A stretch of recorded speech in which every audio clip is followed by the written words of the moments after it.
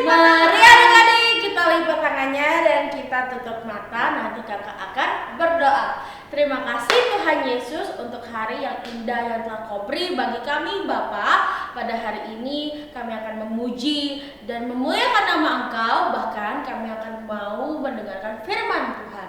Tuhan, kiranya Engkau memberkati ibadah pada hari ini hanya di dalam nama Tuhan Yesus Kristus. Haleluya. Amin.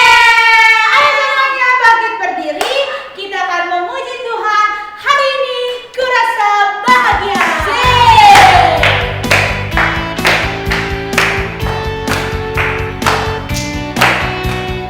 Semuanya bersukacita. Kita mau memuji Tuhan. Ayo semuanya. Hari ini kurasa bahagia.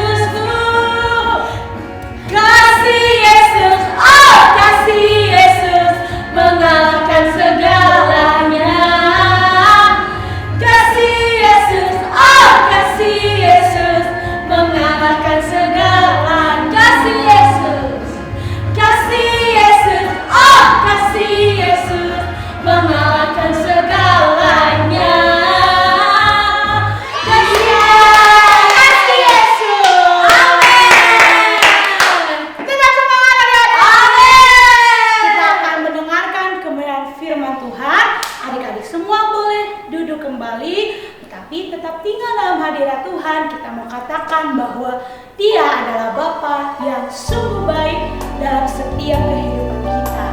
Nah, hari ini kita mau mengucap syukur lewat pujian kita, lewat penyembahan kita kepada Tuhan.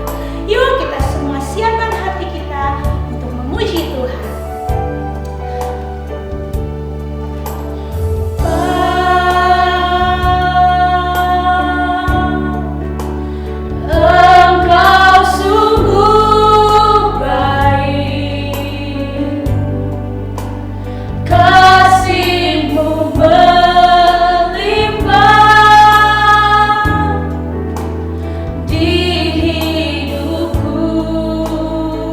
Bapakku berterima kasih.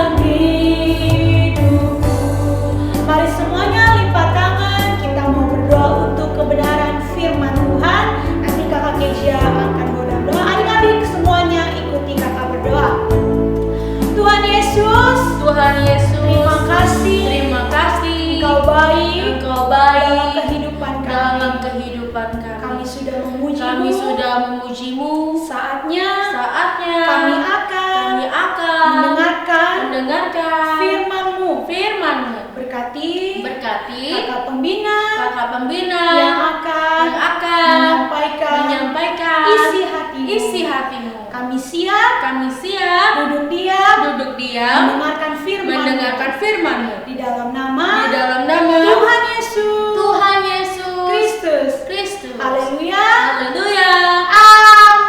Amin. Halo adik-adik P-Kids. Wah, senang sekali kakak bertemu dengan adik-adik P-Kids tentunya ya. Nah adik-adik, hari ini kita akan mendengarkan firman Tuhan yang berjudul Musa diselamatkan dari air. Nah, siapa yang di sini tahu siapa itu Musa? Angkat tangan. Wah, banyak banget. Berarti pinter-pinter. Berarti kalian ya tahu siapa itu Musa. Nah, adik-adik, kita akan belajar bagaimana Musa diangkat atau diselamatkan dari air. Nah, kisah Musa adik-adik adik-adik bisa temukan di dalam Keluaran pasalnya yang kedua dari ayatnya yang pertama sampai ayatnya yang ke-10. Keluaran pasalnya yang kedua dari ayatnya yang pertama sampai ayatnya yang ke-10. Nah, adik-adik bisa baca di situ, tetapi dengan singkat kakak akan menceritakan bagaimana Musa itu bisa diselamatkan adik-adik. Oke? Nah, awalnya adik-adik ya diceritakan bahwa bangsa Israel ini tinggal di Mesir ya. Bangsa Israel ini sudah lama tinggal di Mesir adik-adik, beratus tahun nih pokoknya, lama banget mereka.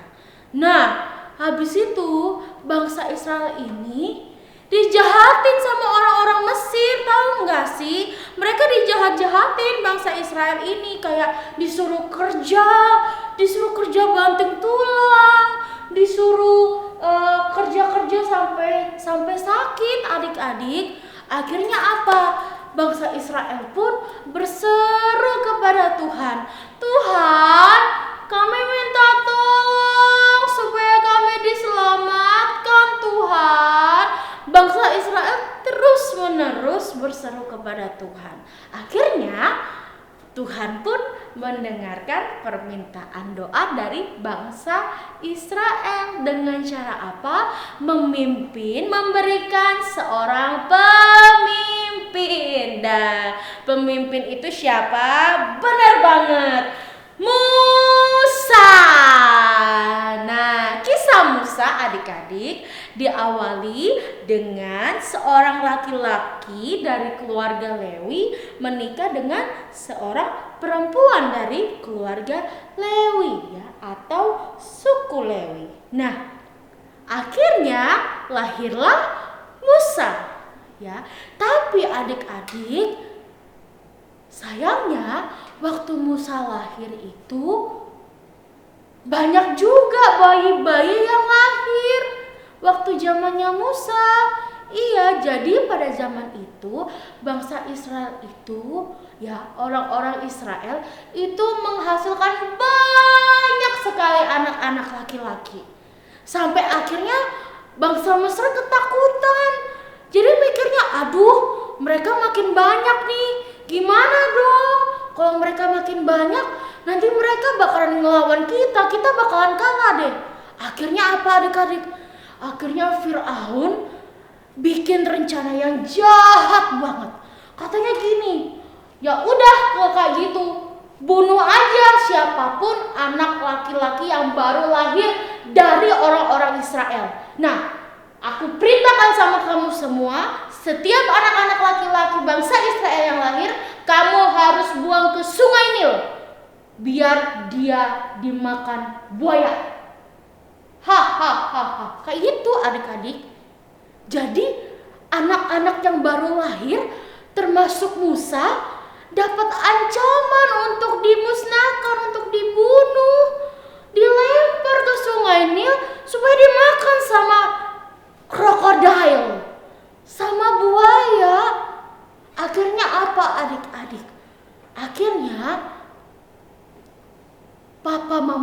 Musa pun ketika Musa lahir, mereka diam-diam merawat. Mereka diam-diam merawat Musa.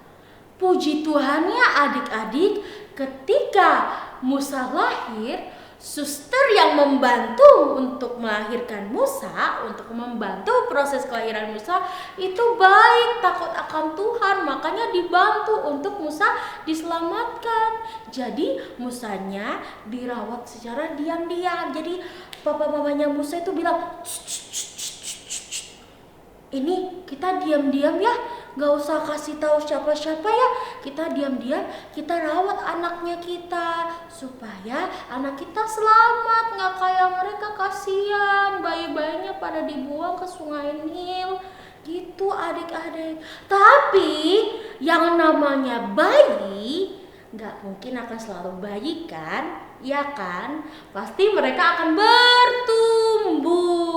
Nah, itu yang menjadi masalah yang baru adik-adik. Bayi Musa makin lama makin gede, makin bulat, makin cabi itu pipinya. Jadi bayi Musa makin besar, makin bertumbuh. Nah, itu dia yang menjadi masalah baru bagi keluarga papa mamanya Musa. Akhirnya apa adik-adik? Akhirnya ibu Musa bingung. Aduh, gimana ya? Bayiku makin besar. Berarti kalau bayinya makin besar, berarti nangisnya makin kencang kayak minta susu gitu. Nah kan gak mungkin. Kalau takutnya nanti ketahuan sama prajurit Mesir, wah, bisa dibunuh. Makanya adik-adik mamanya Musa berpikir keras sambil berdoa, Tuhan tolong, aduh gimana ini Tuhan, anakku makin gede, aduh nangisnya makin kencang, takutnya kalau ketahuan anakku bakalan diambil. Akhirnya ada satu ide yang muncul dari mamanya Musa. Tahu nggak apa?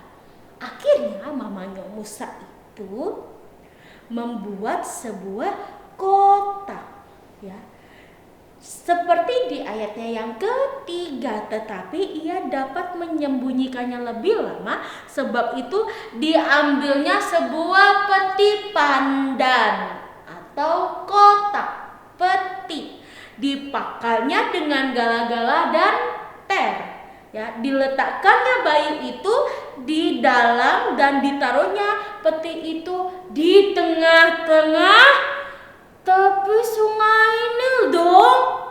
Waduh. Jadi mamanya Musa dia bikin sebuah peti, dia taruh anaknya. Mungkin anaknya lagi nangis kayak dicup-cup gitu ya. Cup-cup nah, iya nah, cup ditaruh akhirnya waktu anaknya tidur. Tapi bukan disembunyiin di lemari, enggak. Bukan sembunyiin di bawah bantal, enggak. Atau di bawah kolong kasur, enggak. Malah tambah apa? Disembunyiin, ditaruh di tepi Sungai Nil dong. Bayangkan, Sungai Nil. Adik-adik, Sungai Nil itu banyak buayanya loh.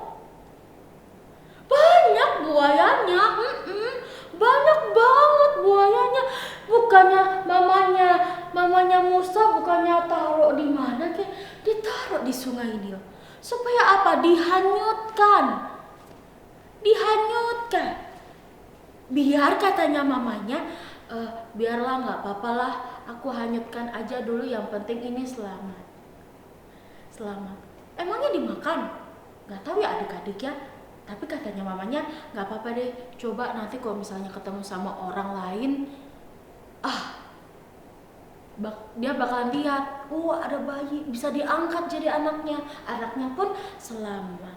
Nah habis itu ketika ditaruhnya di tepi Sungai Nil, mamanya kasih tahu sama kakaknya gini, kakak, iya kakak, mama punya tugas buat kakak.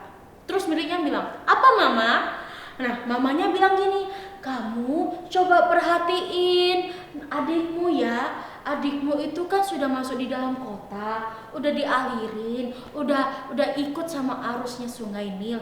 Coba kamu perhatiin dari jauh-jauh ya nak, kalau misalnya bayi itu sudah ditemukan oleh seseorang, nah kamu bakalan bilang aja sama orang itu, tante om itu, apakah tante om butuh orang buat ngasuh bayinya? Saya ada kok, mama saya. Nah kamu jadi gitu aja ya, biar nanti ujung-ujungnya mama juga bakalan rawat adik kita, oke? Rawat anaknya mama, oke? Terus Miriam bilang, oke deh, sip mama, sip, oke. Akhirnya Miriam pun adik-adik mengawasi peti yang berisi bayi Musa dari kejauhan. Dia lihat, oh dimakan buaya nggak? Oh enggak. Oke deh, pelan-pelan. Wah, dimakan buaya nggak? Oh enggak. Aduh, sambil berdoa ya mungkin ya adik-adiknya. Aduh Tuhan tolong adik aku jangan sampai dimakan buaya. Jangan sampai dimakan buaya adik-adik. Aduh. Akhirnya apa adik-adik? Akhirnya bayi Musa itu pun berhenti di suatu tempat permandian putri Firaun, Princess Firaun. Nah, akhirnya waktu putri itu lihat, kok ada kotak di sungai Nil waktu aku mandi, apa ya? Akhirnya princess itu udah kasih tahu, Dayang, iya nyonya, itu apa sih? Coba kamu buka. Akhirnya Dayangnya putri Firaun pun mendekati peti itu dan membuka kotak peti itu. Waktu dilihat, wah!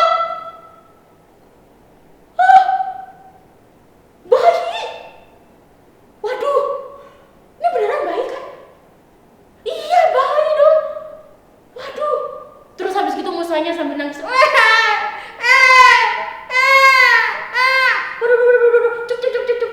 Akhirnya dibawalah kotak itu berisi bayi Musa ke hadapan putri Firaun. Putri Firaunnya langsung kaget. Hah? Kok ada bayi dekat sungai? Siapa yang buang ya? Aduh kasihan banget bayinya, nangis kayaknya dia mau susu. Gitu adik-adik. Akhirnya apa? Musa pun diasuh oleh putri Firaun. Nah, pas waktu Miriam lihat dari kejauhan, wah, hoki bener, putri Firaun dong, princess, yang nemuin princess, adik-adik keren kan? Wah, Haji mumpung nih, deketin lah, Miriamnya deketin. Terus, permisi putri, terus putrinya lihat, oh iya ada apa? Miriam gini, putri itu bayi ya? Putri butuh pengasuh nggak buat mengasuh bayi ini, kayak mau kasih minum, terus ditidurin, ditenangin gitu, mau nggak? Terus putrinya tanya, emang kamu ada yang supaya bisa ngasuh bayi ini? Terus Miriam bilang, ada putri, mama saya itu bisa ngurusin anak bayi. Oh, oke deh, sip, nggak apa-apa. Nanti kamu panggil mamamu ya, supaya mamamu ngasuh bayi aku yang baru aku temukan. Dia bilang, oke deh, sip. Akhirnya adik-adik apa? Akhirnya bayi Musa itu selamat adik-adik, bayi Musa itu selamat. Wah, luar biasa ya pertolongan Tuhan akan bayi Musa adik-adik ya. Kalau bukan karena campur tangan Tuhan adik-adik, pasti bayi Musa itu akan cepat mati, akan cepat terbunuh. Mungkin aja bakalan dimakan buaya atau tenggelam kalau misalnya petinya bocor kan adik-adik kan. Nah, itu dia. Nah, dari sini adik-adik kita belajar 3 hal. Yang pertama apa? Yang pertama adalah mari kita pahami benar bahwa Tuhan itu sanggup menjaga bayi Musa dari bahaya yang besar. Musa mengalami banyak sekali masalah saudara ketika dia masih bayi. Pertama apa? Waktu dia lahir dia terancam dibunuh.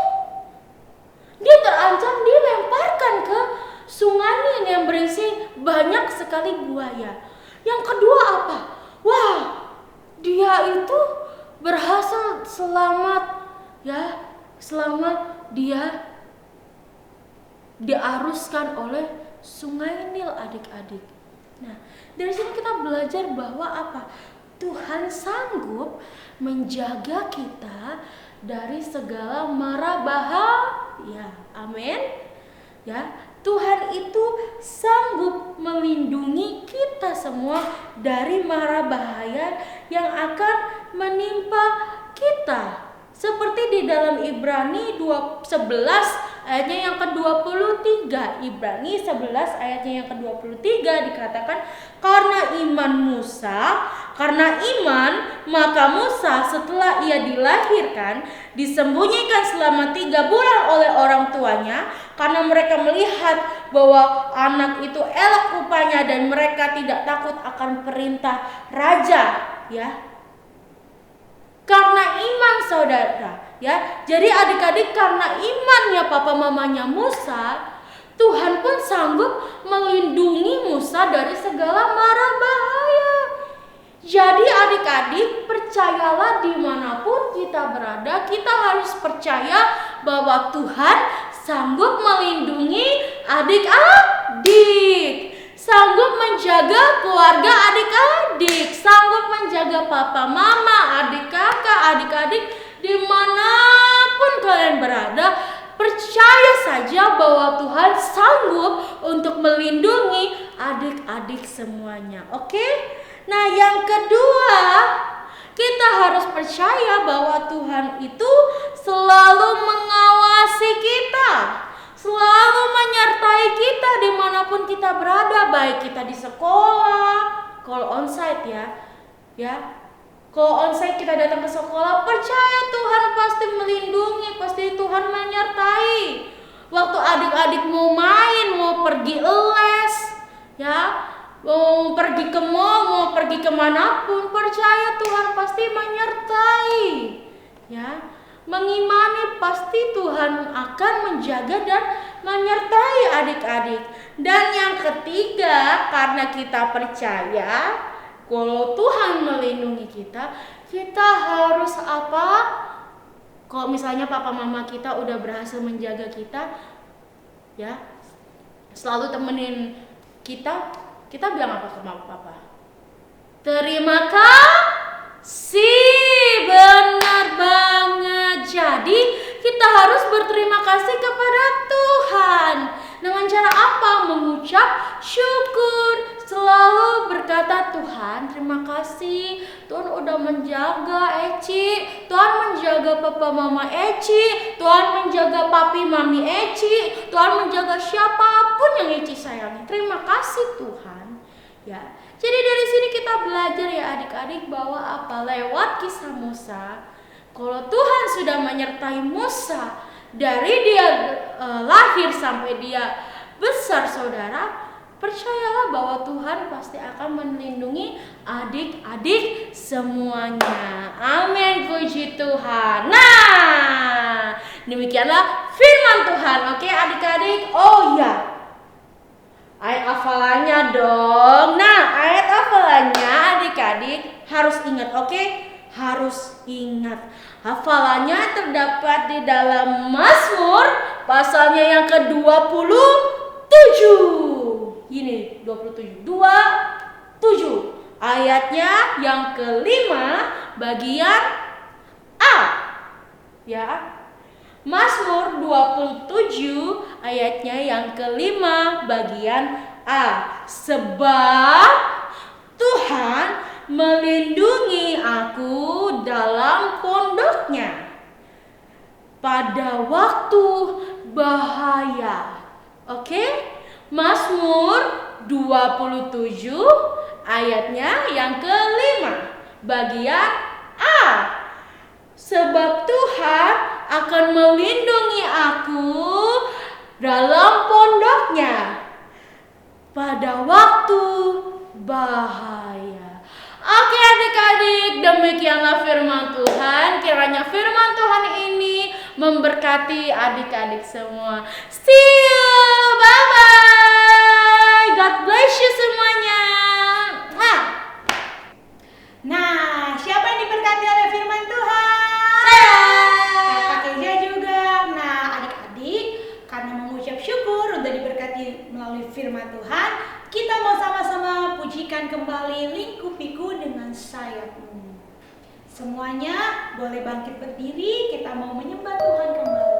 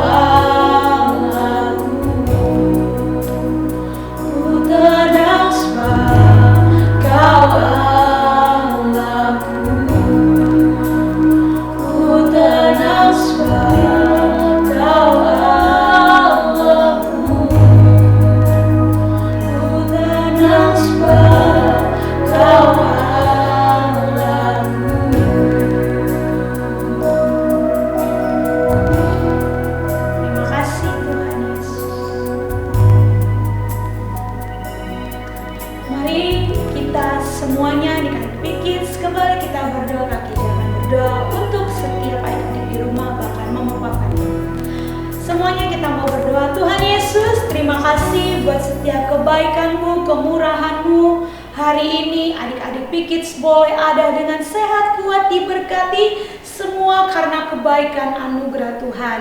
Hari ini kami sudah diberkati lewat kebenaran firman-Mu Tuhan. Biarlah setiap adik-adik P-Kids yang mendengar boleh terus melakukan setiap firman-Mu dalam kehidupan mereka. Terima kasih Tuhan, kiranya terus berkati mereka dengan kesehatan, dengan kekuatan, bahkan kepintaran, kecerdasan daripada-Mu, sehingga mereka boleh melakukan sekolah mereka, baik yang melakukan secara online, bahkan mereka yang sudah melakukan kegiatan belajar mengajar di sekolah mereka masing-masing. Tuhan yang senantiasa memberkati. Bahkan Engkau juga yang memberkati orang tua dari mereka dalam pekerjaan mereka, dalam pelayanan mereka, bahkan apapun yang dikerjakan oleh kedua orang tua mereka, Tuhan buat berhasil. Terima kasih Tuhan Yesus. Mari adik-adik P-Kids angkat kedua tanganmu. Terimalah berkat dari Allah Bapa, cinta kasih dari Tuhan Yesus Kristus, persekutuan pengurapan dari Allah Roh Kudus menyertai kehidupan kita semua sampai selama-lamanya, sampai Tuhan Yesus datang kali kedua. Terima kasih Tuhan Yesus, kami terima dengan penuh ucapan syukur di dalam nama Tuhan Yesus Kristus. Haleluya. Amin. Ya, Kakak Eci. Tapi tidak boleh sedih. Kakak Eci jangan lupa ada ayat hafalan. Benar. Nah, boleh. adik-adik Kids tidak boleh lupa dengan ayat hafalan. Dan siapa tahu di antara adik-adik semua ada yang belum mengerjakan tugas, ayo dikerjain.